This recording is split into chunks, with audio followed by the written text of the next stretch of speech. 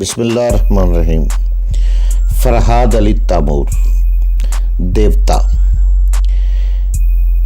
ایک بہت ہی اچھا داستان، ایک ایسے نوجوان کی کہانی جس کی صلاحیتوں نے دنیا بھر کے طاقتور ملکوں اور انسانوں کو دھول چٹا دی۔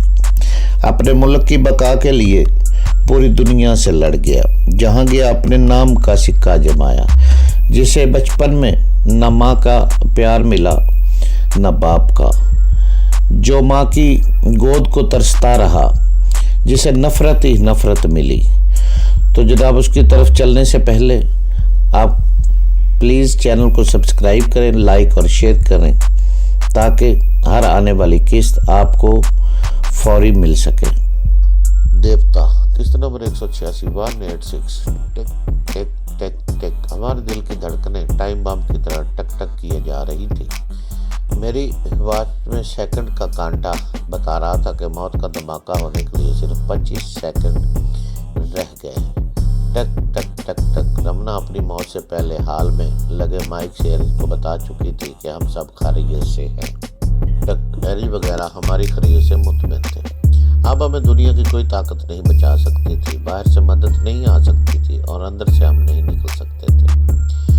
میں سپرمین نہیں تھا۔ ٹک ٹک۔ میں ٹھوس دیواروں کو توڑ نہیں سکتا تھا۔ میں اور سونیا پتھر کی دیواروں سے صرف سر ٹکرا سکتے تھے۔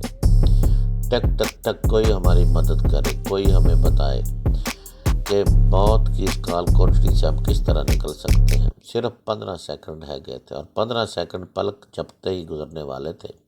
وقت کے پاؤں موت کی وادی کی طرف بڑھتے جا رہے تھے۔ موت تک کی تال پر ہر ناچ رہی تھی۔ ٹک ٹک ٹک ٹک ٹک ٹک۔ موت ایک ٹک ٹک کی آواز سے کئی بار موت قریب چلی آتی ہے اور وہ قریب چلی آ رہی تھی۔ اس وقت ہم بہت مجبور تھے۔ ہم سے زیادہ کوئی نہیں جان سکتا تھا کہ ساری دنیا کو اپنی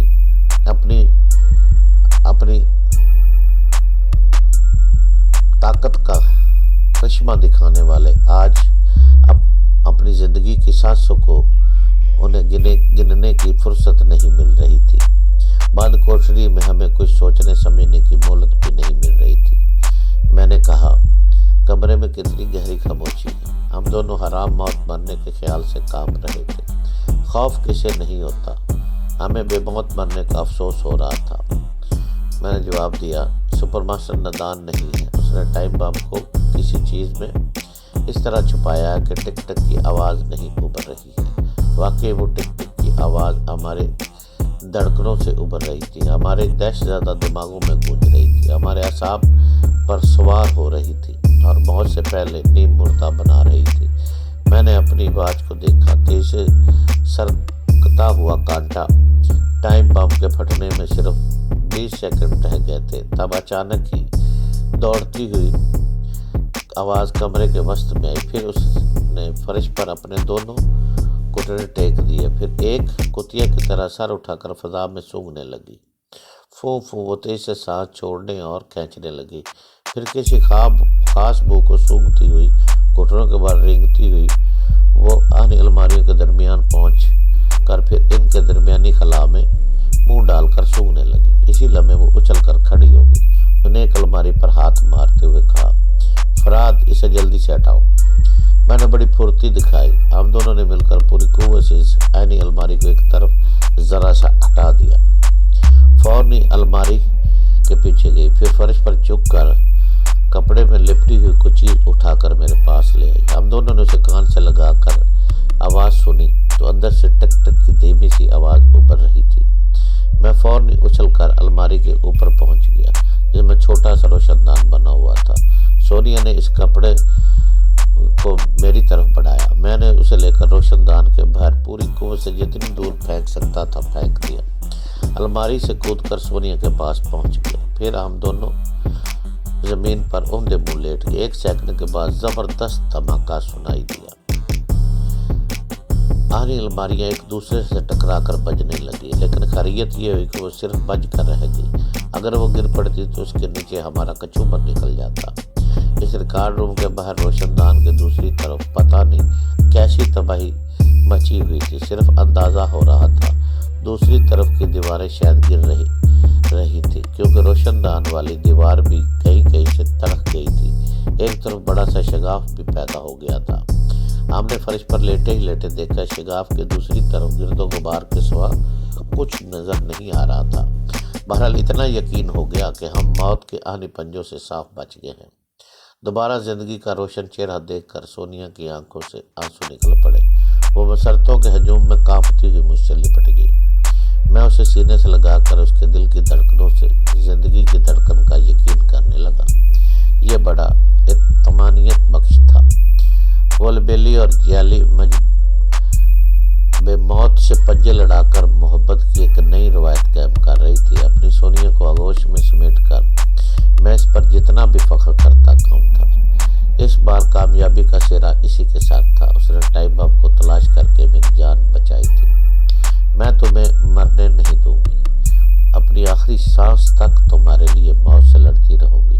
मेरी जान, मेरे महबूब, तुम इस तरह प्यार करते रहो, मैं गोलियां बरसाती रहूंगी। कोई माई का लाल मेरे फराद के सामने दुश्मन बनकर नहीं ठहर सकेगा।